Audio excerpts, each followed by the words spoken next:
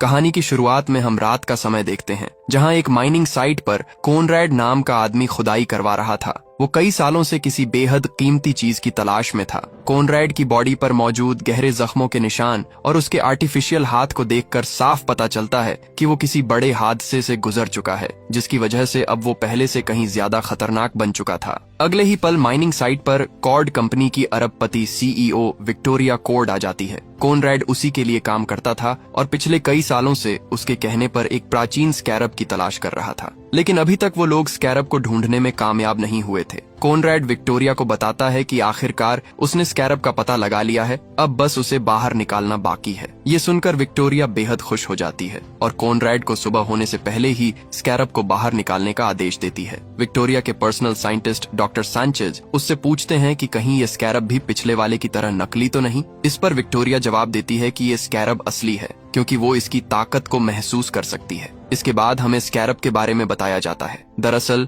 Scarab धरती का नहीं था, बल्कि ब्रह्मांड के किसी दूसरे ग्रह की एक एलियन टेक्नोलॉजी थी। ब्रह्मांड में भटकते हुए उसने कई ग्रहों को तबाह किया और फिर धरती पर आ पहुंचा। धरती पर ये स्कैरब मिस्र के प्राचीन राजाओं को मिला। उसकी टेक्नोलॉजी की मदद से उन्होंने विशाल पिरामिडों का निर्माण किया। समय के साथ स्कैरब अलग अलग लोगों के पास जाता रहा और उसने कई लोगों को अपनी सदी का सबसे ताकतवर और मशहूर इंसान बनने में मदद की। कुछ लोगों ने स्कैरब की ताकत का इस्तेमाल शहर से क्राइम खत्म करने और लोगों की मदद करने के लिए किया। ऐसे ही लोगों को दुनिया ब्लू बीटल के नाम से जानती थी। अगले सीन में हम हाइमे को पालमेरा सिटी के एयरपोर्ट पर देखते हैं। हाइमे कई सालों बाद अपनी लॉ की पढ़ाई पूरी करके वापस अपने शहर लौटा था। इसी वजह से उसके पेरेंट्स उसे लेने एयरपोर्ट आए हुए थे। काफी समय बाद अपने पेरेंट्स, ग्रैंड मदर और अपनी बहन मिलाग्रो से मिलकर हाइमे बेहद खुश हो जाता है। कुछ देर बाद उसके अंकल रूडी भी वहां पहुंच जाते हैं। इसके बाद सभी लोग रूडी की कार में बैठकर एक रेस्टोरेंट में डिनर करने चले जाते हैं। खाना खाने के दौरान हाइमे की बहन मिलाग्रो उसे बताती है कि बहुत जल्द वो सब बेघर होने वाले हैं, क्योंकि उनके मकान मालिक ने अब 3 गुना ज्यादा किराया मांगना शुरू कर दिया था। ये सुनकर हाइमे पूरी तरह हैरान रह जाता है और पूछता है, तो क्या अब हम डैड की शॉप में रहेंगे? इस पर उसके पेरेंट्स बताते हैं कि उनकी शॉप भी अब उनके पास नहीं रही, क्योंकि बिजनेस में हुए भारी नुकसान की वजह से वो बिक चुकी थी। इतना ही नहीं, इसी दौरान हाइमे के डैड को एक बार हार्ट अटैक भी आ चुका था। ये सब सुनकर हाइमे परेशान हो जाता है और अपनी फैमिली से पूछता है कि उन्होंने उसे ये सब पहले क्यों नहीं बताया। इस पर उसके पेरेंट्स कहते हैं कि वो नहीं चाहते थे कि इन सब परेशानियों की वजह से उसकी पढ़ाई पर असर पड़े। अब हाइमे समझ चुका था कि उसकी फैमिली को फाइनेंशियली उसकी जरूरत है, इसलिए अगले ही दिन से वो अपनी बहन मिलाग्रो के साथ विक्टोरिया के घर पर एक सर्वेंट की तरह काम करने लगता है। काम के दौरान जब हाइमे घर के अंदर विक्टोरिया को कोनरैड के साथ देखता है तो एक्साइटमेंट में उसे हाई बोल देता है, लेकिन विक्टोरिया उसकी तरफ देखती तक नहीं। तभी मिलाग्रो हाइमे से कहती है कि अमीर लोगों के लिए हम गरीब लोग हमेशा इनविजिबल होते हैं और यही हमारी सुपर पावर है। उधर जब विक्टोरिया अपने कमरे में पहुंचती है तो वहां उसे जेनी मिलती है। जेनी उसे एक वीडियो दिखाती है जिसमें कॉर्ड कंपनी ऐसे सुपर वेपन्स बनाने की तैयारी कर रही थी जो किसी आम इंसान की बॉडी से जुड़कर उसे इतना ताकतवर बना सकते थे कि वो अकेले ही 100 लोगों का मुकाबला कर सके। दरअसल जेनी के डैड और विक्टोरिया ने मिलकर कॉर्ड कंपनी की शुरुआत की थी, लेकिन उनके डैड की मौत के बाद जेनी कंपनी में विक्टोरिया की पार्टनर बन गई थी और वो बिल्कुल नहीं चाहती थी कि कंपनी ऐसे हथियार बनाए जिनकी वजह से लाखों लोगों की जान खतरे में पड़ जाए। इसके बाद जेनी विक्टोरिया से पूछती है कि जब इस प्रोजेक्ट को सालों पहले बंद कर दिया गया था तो अब उसे दोबारा शुरू क्यों किया जा रहा है। इस पर विक्टोरिया उसे समझाने की कोशिश करती है कि अगर वो एडवांस वेपन्स बनाएंगे तो उन्हें दूसरे देशों की मिलिट्री को बेचकर बहुत बड़ा फायदा हो सकता है। जब जेनी विक्टोरिया से पूछती है कि उसे आइलैंड पर माइनिंग के दौरान आखिर क्या मिला है, तो विक्टोरिया उसके सवाल का कोई जवाब नहीं देती और कोनरैड के साथ वहां से जाने लगती है। विक्टोरिया को जाता देखकर जेनी उससे कहती है कि वो इस प्रोजेक्ट को दोबारा शुरू नहीं कर सकती, क्योंकि इसे सालों पहले हमेशा के लिए बंद कर दिया गया था। जेनी की बातें सुनकर विक्टोरिया गुस्से में आ जाती है। वो जेनी से कहती है, इस कंपनी को मैंने बनाया है, तुम्हें तो बस अपने डैड की पोस्ट विरासत में मिली है, जिसकी वजह से तुम कंपनी के पैसों से चैरिटी करती फिरती हो और पूरी दुनिया घूमती रहती हो। विक्टोरिया जेनी के डैड और अपने पुराने बिजनेस पार्टनर को भी काफी भला बुरा कहती है। वो बताती है कि कैसे उन्होंने कंपनी को घाटे में डाल दिया और उसे अकेला छोड़कर चले गए। इसके बाद विक्टोरिया ने अकेले ही कंपनी को संभाला और उसे दुनिया की सबसे बड़ी कंपनियों में शामिल कर दिया। अब जेनी और विक्टोरिया के बीच बहस शुरू हो जाती है। थोड़ी दूरी पर खड़ा हाइमे ये सब देख रहा था उसे लगा कि जेनी खतरे में है, इसलिए वो विक्टोरिया से जेनी के पीछे हटने के लिए कह देता है। हाइमे की इस हरकत से विक्टोरिया बेहद गुस्सा हो जाती है और उसी समय उसे नौकरी से निकाल देती है। इसके बाद हाइमे अपनी बहन मिलाग्रो के साथ कोड कंपनी के बाहर बैठकर जेनी का इंतजार करने लगता है। जैसे ही जेनी बाहर आती है, हाइमे उससे नौकरी के बारे में पूछता है, क्योंकि उसकी वजह से ही विक्टोरिया ने उसे और उसकी बहन दोनों को काम से निकाल दिया था। जेनी हाइमे को उसका साथ देने के लिए धन्यवाद कहती है और उसे अपना नंबर देकर ऑफिस आने के लिए बोलती है ताकि वो उसे नई नौकरी दिला सके। जेनी का नंबर मिलते ही हाइमे और उसकी बहन बेहद खुश हो जाते हैं, क्योंकि अब उन्हें उम्मीद थी कि जल्द ही उन्हें एक बेहतर नौकरी मिल जाएगी। उसी रात जब हाइमे को नींद नहीं आती तो वो अपने कमरे से बाहर निकल आता है। बाहर वो अपने डैड को अकेले बैठकर शराब पीते हुए देखता है। हाइमे अपने डैड से कहता है कि उसे बहुत बुरा लग रहा है कि वो अपनी फैमिली को सपोर्ट नहीं कर पा रहा। उसे ऐसा महसूस हो रहा था जैसे पढ़ाई पूरी करने के बाद भी वो अपनी जिंदगी में नाकाम हो गया हो। इस पर उसके डैड उसे समझाते हैं कि उसे फिक्र करने की जरूरत नहीं है, क्योंकि एक दिन सब कुछ पहले जैसा ठीक हो जाएगा। अगले दिन हाइमे जेनी से मिलने के लिए कॉर्ड कंपनी के हेडक्वार्टर पहुंच जाता है। उसे छोड़ने के लिए उसकी फैमिली और अंकल रूडी भी साथ आए थे। हाइमे अपने परिवार को घर वापस जाने के लिए कहता है और खुद बिल्डिंग के अंदर चला जाता है। वहाँ उसे बताया जाता है कि उसकी और जेनी की मीटिंग पहले से फिक्स नहीं थी, इसलिए उसे थोड़ी देर इंतजार करना होगा। दूसरी तरफ कंपनी के अंदर जेनी एक साइंटिस्ट का सूट पहनकर चोरी छिपे उस लैब की तरफ बढ़ रही थी जहां स्कैरब रखा हुआ था। रास्ते में वो बड़ी चालाकी से डॉक्टर सांचेज के पास से लैब की चाबी हासिल कर लेती है और दरवाजा खोलकर अंदर पहुंच जाती है। लैब के अंदर स्कैरब को देखकर जेनी पूरी तरह हैरान रह जाती है, लेकिन इससे पहले कि डॉक्टर सांचेज वापस आते वो स्कैरब को लेकर वहां से निकल जाती है। जब डॉक्टर सांचेज वापस लौटते हैं और लैब में स्कैरब को गायब देखते हैं तो वो बुरी तरह घबरा जाते हैं। वो तुरंत इमरजेंसी अलार्म बजाकर सिक्योरिटी को अलर्ट कर देते हैं और आदेश देते हैं कि किसी को भी बिल्डिंग से बाहर न जाने दिया जाए। जेनी किसी भी तरह स्कैरब को लेकर वहां से निकलना चाहती थी, लेकिन तभी हाइमे उसे देख लेता है और उसके पीछे जाने लगता है। जेनी हाइमे को समझाने की कोशिश करती है कि इस समय उसके पास बिल्कुल समय नहीं है और वो बाद में उससे बात करेगी, लेकिन तभी पूरी बिल्डिंग में इमरजेंसी अलार्म बजने लगते हैं। मजबूर होकर जेनी वो बॉक्स हाइमे को दे देती है जिसके अंदर स्कैरब रखा हुआ था। वो हाइमे से कहती है कि वो इस बॉक्स को लेकर तुरंत यहाँ से निकल जाए। साथ ही जेनी उसे सख्त चेतावनी देती है कि वो अपनी जान से भी ज्यादा इस बॉक्स का ध्यान रखे और भूल कर भी इसे न खोले। जेनी की बात मानकर हाइमे स्कैरब को लेकर वहाँ से निकल जाता है।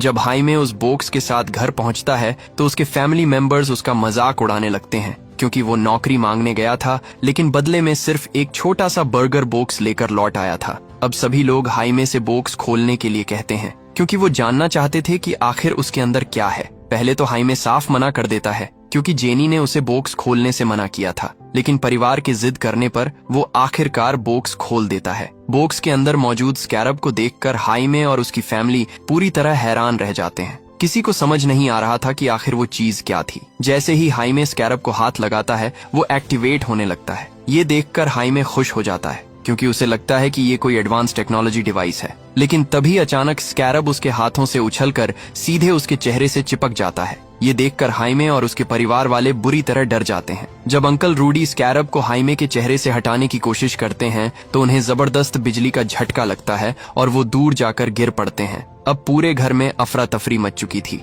किसी को समझ नहीं आ रहा था कि आखिर हो क्या रहा है। दरअसल स्कैरब ने हाइमे को अपना नया होस्ट चुन लिया था, इसलिए वो धीरे धीरे उसकी बॉडी के अंदर समाने लगता है। अचानक हाइमे की पीठ से स्कैरब के पंजे बाहर निकल आते हैं, जो उसे उठाकर कमरे की छत से लटका देते हैं। इसके बाद एक एक करके हाइमे के जूते और सारे कपड़े जलने लगते हैं और फिर स्कैरब एडवांस एलियन टेक्नोलॉजी की मदद से हाइमे के शरीर पर एक बेहद ताकतवर ब्लू बीटल सूट तैयार कर देता है। अब हाइमे ब्लू बीटल बन चुका था। हाइमे को स्कैरब और उसकी शक्तियों के बारे में कुछ भी पता नहीं था, इसलिए अपने बदले हुए रूप को देखकर वो पूरी तरह हैरान रह जाता है। अब स्कैरब के अंदर मौजूद एआई हाइमे के साथ जुड़ने के बाद अपनी ताकतों को टेस्ट करना चाहती थी। इसी वजह से अगले ही पल वो हाइमे को घर की छत तोड़ते हुए सीधे आसमान में उड़ा ले जाती है। एआई सबसे पहले उसकी फ्लाइंग पावर चेक करना चाहती थी, इसलिए वो हाइमे को सीधे अंतरिक्ष तक ले जाती है। स्पेस में पहुंचकर हाइमे पूरी तरह दंग रह जाता है।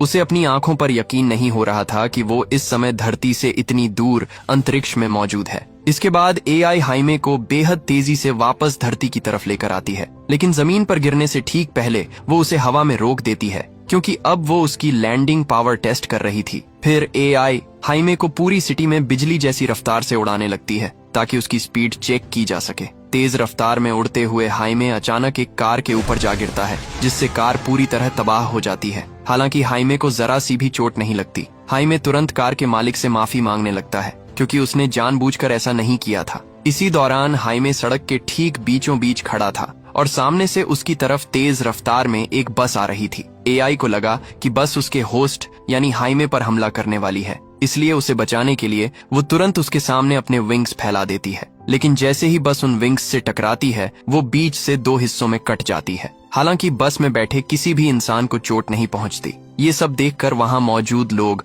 और खुद हाइमे भी पूरी तरह हैरान रह जाते हैं। इसके बाद एआई हाइमे को वापस उसके घर ले आती है। हाइमे की फैमिली उसके लिए काफी परेशान थी, लेकिन जैसे ही वो उसे सही सलामत वापस आता देखती है, सब राहत की सांस लेते हैं। अब एआई हाइमे की बॉडी से ब्लू बीटल का सूट हटा लेती है। सूट हटते ही हाइमे पूरी तरह नेकेड हो जाता है और अगले ही पल बेहोश होकर जमीन पर गिर पड़ता है। उसकी फैमिली तुरंत कपड़ों से उसकी बॉडी ढक देती है। कुछ देर बाद जब हाइमे को होश आता है तो वो किसी को कुछ नहीं बताता और जल्दी से अपने कमरे में जाकर कपड़े पहनने लगता है, क्योंकि अब वो जेनी से मिलना चाहता था। उसे यकीन था कि स्कैरब के बारे में वही उसे सही जानकारी दे सकती है। लेकिन टी शर्ट पहनते समय जब हाइमे अपनी पीठ से बाहर निकले स्कैरब के हिस्सों को देखता है तो वो और भी ज्यादा डर जाता है। हाइमे की फैमिली उसे घर से बाहर नहीं जाने देना चाहती थी, क्योंकि सबको डर था कि कहीं उसके साथ कुछ और बुरा ना हो जाए। लेकिन हाइमे किसी तरह सबको समझाकर जेनी से मिलने के लिए कोड कंपनी के हेडक्वार्टर पहुंच जाता है।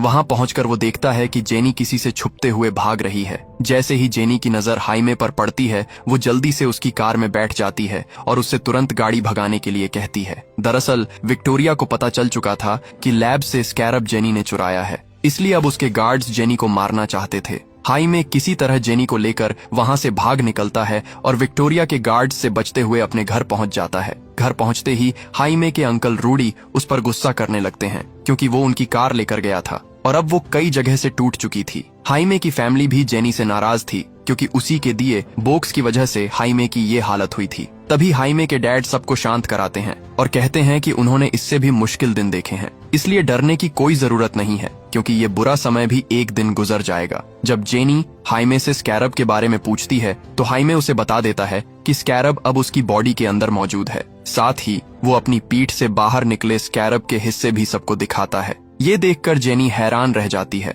वो हाइमे को बताती है कि स्कैरब ने उसे अपना नया होस्ट चुना है, जो बेहद अजीब बात है, क्योंकि स्कैरब किसी को भी इतनी आसानी से अपना होस्ट नहीं बनाता। पिछले हजारों सालों में उसने सिर्फ चुनिंदा लोगों को ही चुना था और अब उनमें से एक हाइमे भी बन चुका था। जब हाइमे जेनी से पूछता है कि क्या स्कैरब को उसकी बॉडी से बाहर निकाला जा सकता है, तो जेनी बताती है कि इसका जवाब शायद उसके डैड की लैब में मिल सकता है। दरअसल जेनी के डैड ने अपनी पूरी जिंदगी स्कैरब पर रिसर्च करने में बिताई थी, लेकिन उस लैब की चाबी इस समय कोड कंपनी की बिल्डिंग में मौजूद थी। इसीलिए हाइमे जेनी और अंकल रूडी के साथ कंपनी की बिल्डिंग के पास पहुंच जाता है, ताकि किसी तरह वो चाबी हासिल की जा सके। अंकल रूडी ने सालों की मेहनत से एक खास डिवाइस बनाई थी, जो अपने आसपास मौजूद सभी सीसीटीवी कैमरों को कुछ समय के लिए ब्लॉक कर सकती थी। वहीं दूसरी तरफ विक्टोरिया कोड अलग अलग देशों के जनरलों के साथ स्कैरब टेक्नोलॉजी से बने हथियारों की डील कर रही थी। लेकिन तभी कॉनरैड आकर उसे बताता है कि स्कैरब चोरी हो चुका है और जेनी हमारे हाथ नहीं लगी। ये सुनते ही विक्टोरिया गुस्से से आग बबूला हो जाती है और कॉनरैड को हर हाल में जेनी को मारकर स्कैरब वापस लाने का आदेश देती है। अब अंकल रूडी अपनी बनाई हुई डिवाइस की मदद से कोड बिल्डिंग के सारे सीसीटीवी कैमरों को ब्लॉक कर देते हैं। इस मौके का फायदा उठाकर हाइमे और जेनी बिल्डिंग के अंदर घुसकर चाबी चुराने में कामयाब हो जाते हैं और वहां से निकलने लगते हैं। लेकिन इससे पहले कि वो दोनों बाहर निकल पाते, उनके सामने कॉनरैड आ जाता है। कॉनरैड गुस्से में सीधे हाइमे पर हमला कर देता है। जैसे ही वो हमला करता है, हाइमे के अंदर मौजूद स्कैरब की एआई एक्टिवेट हो जाती है और अगले ही पल ब्लू बीटल का सूट उसकी पूरी बॉडी को कवर कर लेता है। अब हाइमे बड़ी आसानी से कॉनरैड के वार को रोक देता है और पलटवार करते हुए उसे दूर फेंक देता है। लेकिन तभी कॉनरैड भी अपनी बॉडी में लगी टेक्नोलॉजी को एक्टिवेट कर देता है। देखते ही देखते उसकी बॉडी पर एक एडवांस टेक सूट तैयार हो जाता है, जो उसे पहले से कहीं ज्यादा ताकतवर बना देता है। इसके बाद हाइमे और कॉनरैड के बीच एक जबरदस्त लड़ाई शुरू हो जाती है। स्कैरब की ताकत की वजह से हाइमे कॉनरैड को आसानी से पीछे धकेल देता है, तभी एआई हाइमे से अपने एडवांस वेपन्स का इस्तेमाल करके कॉनरैड को खत्म करने के लिए कहती है, लेकिन हाइमे साफ मना कर देता है क्योंकि वो किसी की जान नहीं लेना चाहता था। इसी दौरान कॉनरैड देखता है कि रूडी और जेनी कार से उनकी तरफ आ रहे हैं, इसलिए वो तुरंत उन पर हमला कर देता है। हाइमे जेनी और रूडी को बचाने के लिए कॉनरैड को छोड़कर उनकी तरफ भागता है, लेकिन इसी वजह से कॉनरैड को दोबारा हमला करने का मौका मिल जाता है। इस बार वो हाइमे को बुरी तरह पीट देता है। हालांकि इससे पहले कि कॉनरैड उसे जान से मार पाता, रूडी और जेनी अपनी कार से उसे जोरदार टक्कर मार देते हैं। टक्कर लगते ही कॉनरैड दूर जाकर गिर पड़ता है और उसी मौके का फायदा उठाकर वो लोग हाइमे को कार में बैठाकर वहां से निकल जाते हैं। इसके बाद जेनी चाबी की मदद से लैब का दरवाजा खोलती है और फिर हाइमे और रूडी के साथ अपने डैड की सीक्रेट लैब के अंदर पहुंच जाती है। लैब के अंदर मौजूद एडवांस गैजेट्स और पुराने ब्लू बीटल सूट को देखकर उन सभी को पता चलता है कि जेनी के डैड ही पालमेरा सिटी के असली ब्लू बीटल थे। जेनी बताती है कि उसके डैड ने सालों तक स्कैरब पर रिसर्च की और उसे एक्टिवेट करने की कोशिश की, लेकिन जब वो स्कैरब को अनलॉक नहीं कर पाए तब उन्होंने अपनी एडवांस टेक्नोलॉजी की मदद से खुद का ब्लू बीटल सूट और कई गैजेट्स बनाए ताकि वो लोगों की मदद कर सकें।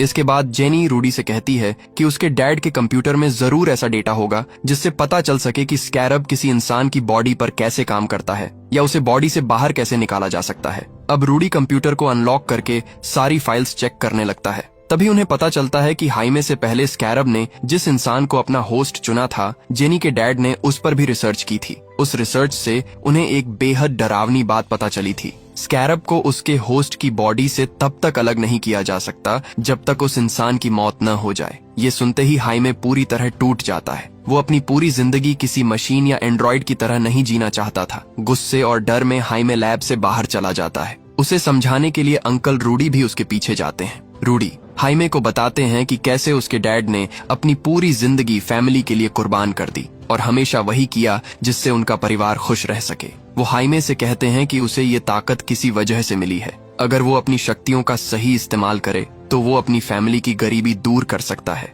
और सबको एक बेहतर जिंदगी दे सकता है। अंकल रूडी की बातें सुनकर हाइमे को एहसास होता है कि शायद यही उसकी किस्मत है। अब वो स्कैरब की ताकत के साथ जीने का फैसला कर लेता है क्योंकि उसे समझ आ चुका था कि इन शक्तियों की मदद से वो अपने परिवार की जिंदगी बदल सकता है। तभी वो लोग आसमान में एक हेलीकॉप्टर को हाइमे के घर की तरफ जाते हुए देखते हैं। जेनी तुरंत उस हेलीकॉप्टर को पहचान जाती है। वो विक्टोरिया का हेलीकॉप्टर था, यानी विक्टोरिया के गार्ड्स स्कैरब हासिल करने के लिए हाइमे के घर पहुंचने वाले थे। अपने परिवार को खतरे में देखकर हाइमे तुरंत ब्लू बीटल में ट्रांसफॉर्म हो जाता है और उन्हें बचाने के लिए निकल पड़ता है। उधर विक्टोरिया के गार्ड्स हाइमे के घर को चारों तरफ से घेर लेते हैं। वो उसके फैमिली मेंबर्स को घर से बाहर निकालकर बंदूक की नोक पर हाइमे के बारे में पूछताछ करने लगते हैं। इस समय हाइमे के पेरेंट्स पूरी तरह डरे हुए थे, लेकिन इससे पहले कि गार्ड्स उन्हें नुकसान पहुंचाते, वहां ब्लू बीटल बन चुका हाइमे पहुंच जाता है और गार्ड्स पर हमला करके अपने परिवार को बचा लेता है। अब विक्टोरिया के गार्ड्स हाइमे पर गोलियां चलाना शुरू कर देते हैं, लेकिन ब्लू बीटल का सूट पूरी तरह बुलेट प्रूफ था, इसीलिए हाइमे को कुछ नहीं होता। इसके बाद जब गार्ड्स उसके परिवार पर हमला करने की कोशिश करते हैं तो हाइमे अपने विंग्स की मदद से सबको बचा लेता है।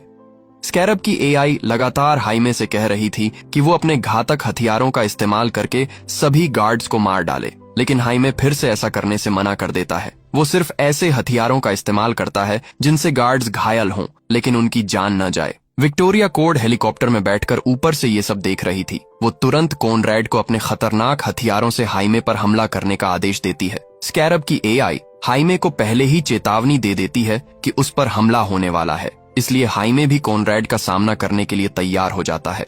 लेकिन दूसरी तरफ हाइमे के डैड अपनी बेटी मिलाग्रो के साथ वहां से निकलने की कोशिश कर रहे थे कि तभी अचानक उन्हें हार्ट अटैक आ जाता है। अपने डैड को मुसीबत में देखकर हाइमे तुरंत उनकी तरफ भागता है, लेकिन इसी दौरान कॉनरैड पीछे से हमला करके उसे बुरी तरह घायल कर देता है। अब हालत इतनी खराब हो चुकी थी कि स्कैरब की एआई भी हाइमे की मदद नहीं कर पा रही थी। कॉनरैड हाइमे को बंदी बनाकर अपने साथ ले जाता है। उधर हार्ट अटैक की वजह से हाइमे के डैड की मौत हो जाती है और उसी दौरान एक जबरदस्त धमाके के साथ उनका घर भी जलकर राख हो जाता है। एक ही पल में हाइमे की फैमिली ने अपना घर और परिवार का सबसे अहम सदस्य दोनों खो दिए थे। इस हादसे से पूरा परिवार टूट चुका था। इसके बाद जेनी हाइमे की फैमिली को अपने डैड के पुराने हेडक्वार्टर में ले जाती है। वहां अंकल रूडी सालों से बंद पड़े जेनी के डैड के पुराने शिप को दोबारा चालू कर देते हैं। अब सभी लोग उसी शिप में बैठकर विक्टोरिया को रोकने और हाइमे को बचाने के लिए निकल पड़ते हैं। उस शिप के अंदर कई एडवांस हथियार मौजूद थे। हाइमे की फैमिली अपनी पसंद के हथियार चुन लेती है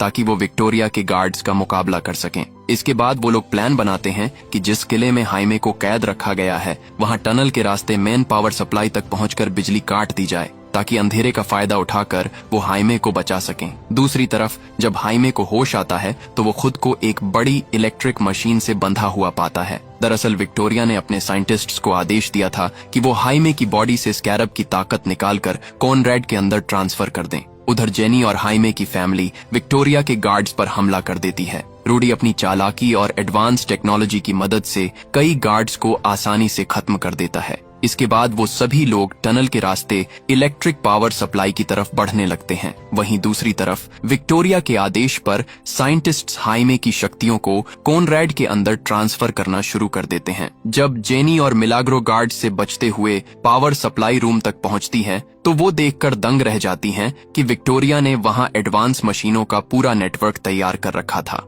इन मशीनों की मदद से वो हाइमे की बॉडी से निकलने वाली एनर्जी को स्टोर कर रही थी ताकि स्कैरब की ताकत से और भी खतरनाक हथियार बनाए जा सकें। ये देखकर जेनी पूरे इलाके में बम लगा देती है और फिर वहां से निकल जाती है। अगले सीन में हम हाइमे को देखते हैं जिसे एक अजीब सा विजन दिखाई देता है। उस विजन में वो अपने डैड से मिलता है। अपने डैड को देखकर हाइमे बेहद खुश हो जाता है। हाइमे के डैड उसे समझाते हैं कि उसे स्कैरब को पूरी तरह अपना लेना चाहिए ताकि वो दोनों एक हो जाए, क्योंकि यूनिवर्स ने उसे किसी खास मकसद के लिए चुना है। हाइमे अपने डैड से उसके साथ वापस चलने के लिए कहता है, लेकिन उसके डैड मना कर देते हैं। तभी वो पूरी जगह टूटने और बिखरने लगती है। अपने डैड की बात मानकर हाइमे स्पेस में तैर रहे ब्लू बीटल को छू लेता है। जैसे ही वो ऐसा करता है, स्कैरब की एआई और हाइमे की पावर पूरी तरह एक दूसरे से जुड़ जाती है। लेकिन अब तक बहुत देर हो चुकी थी, क्योंकि स्कैरब की काफी ताकत पहले ही कॉनरैड की बॉडी में ट्रांसफर हो चुकी थी। अब कॉनरैड पहले से कहीं ज्यादा ताकतवर बन चुका था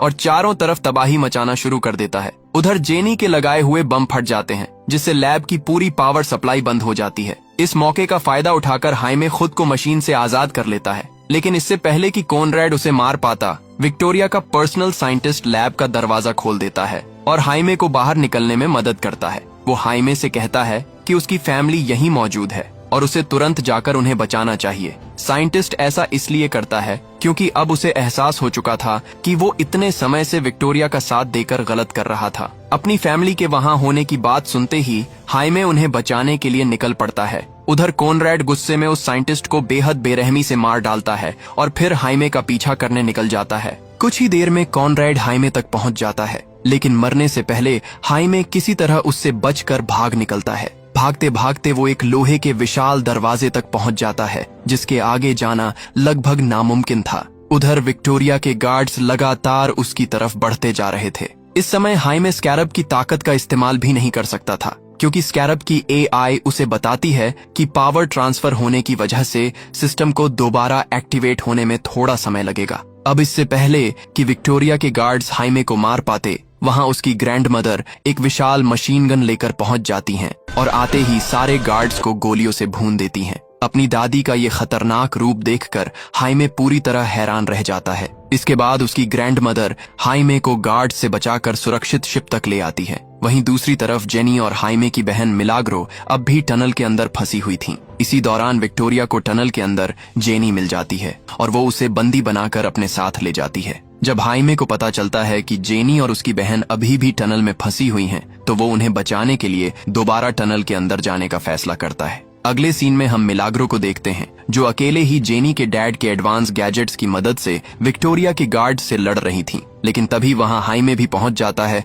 और गार्ड्स को बुरी तरह हराना शुरू कर देता है। अपनी बहन को सही सलामत देखकर हाइमे बेहद खुश हो जाता है, लेकिन तभी वहां कॉनरैड आ जाता है और सीधे हाइमे पर हमला कर देता है। अब दोनों के बीच एक बेहद खतरनाक लड़ाई शुरू हो जाती है। दूसरी तरफ विक्टोरिया कोड हेलीकॉप्टर में बैठकर जेनी को बंदी बनाए हुए थी और ऊपर से हाइमे और कॉनरैड की लड़ाई देख रही थी। इसी दौरान जेनी मौका देखकर अपने डैड के बबलगम वेपन का इस्तेमाल करती है, जिससे हेलीकॉप्टर क्रैश हो जाता है। क्रैश में पायलट की मौत हो जाती है, लेकिन विक्टोरिया और जेनी दोनों बबल गम के विशाल झाग की वजह से बच जाते हैं। उधर हाइमे और कॉनरैड की लड़ाई में कॉनरैड लगातार भारी पड़ रहा था, क्योंकि स्कैरब की पावर हासिल करने के बाद वो पहले से कहीं ज्यादा ताकतवर बन चुका था। हाइमे पूरी बहादुरी से लड़ता है, लेकिन वो ज्यादा देर तक कॉनरैड का सामना नहीं कर पाता। अब जैसे ही कॉनरैड हाइमे को मारने वाला होता है, तभी अंकल रूडी उस पर पत्थरों से हमला करना शुरू कर देते हैं। इस वजह से कॉनरैड हाइमे को छोड़कर रूडी पर हमला करने लगता है।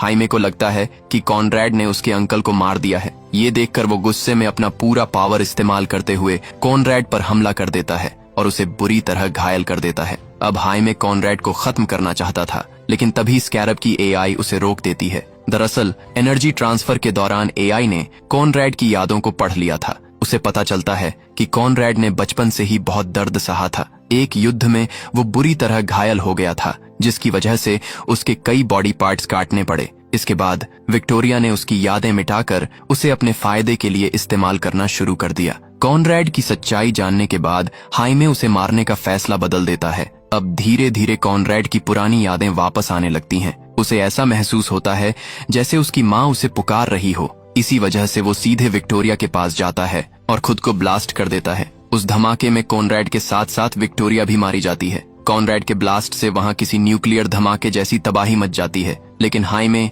जेनी के डैड के शिप की मदद से अपने पूरे परिवार और जेनी के साथ वहां से सुरक्षित निकलने में कामयाब हो जाता है। बाद में पता चलता है कि अंकल रूडी भी कॉनरैड के हमले से बच गए थे। उन्हें जिंदा देखकर हाइमे बेहद खुश हो जाता है। अगले सीन में हमें पता चलता है कि विक्टोरिया की मौत के बाद अब पूरी कोड कंपनी की मालिक सिर्फ जेनी रह गई है। वहीं दूसरी तरफ हाइमे का घर जलने के बाद उनके पड़ोसी उनकी मदद के लिए आगे आते हैं। अपने आसपास के लोगों का प्यार और साथ देखकर हाइमे और उसकी फैमिली काफी भावुक हो जाती है। कुछ समय बाद जेनी भी हाइमे से मिलने वहां पहुंचती है। दरअसल अब दोनों एक दूसरे को पसंद करने लगे थे।